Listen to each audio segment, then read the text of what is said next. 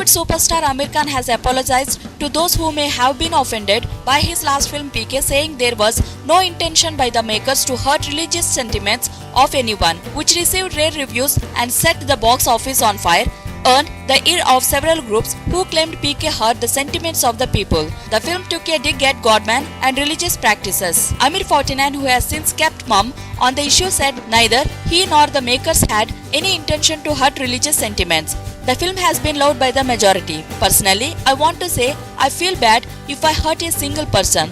That was not my intention at all. What we wanted to tell, we told that because it was an important point. But I want to apologize if I hurt people, Amir said at the DVD launch of PK.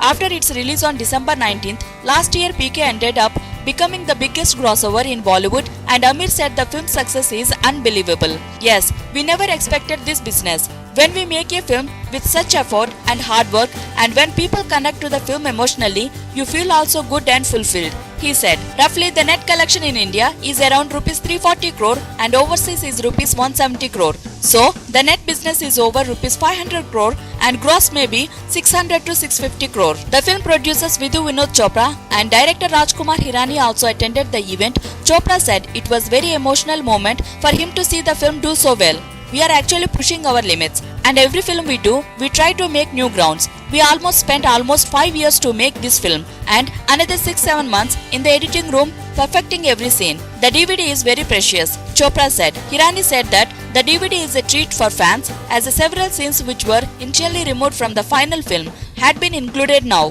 This is the first time that I had deleted scenes in a film. Now when we watch the deleted scenes, we realize those scenes were funny, but because of the length, we could not include it, Hirani said. PK also starred Anushka Sharma, Sushant Singh Rajput, Sanjay Dutt and Boman Irani.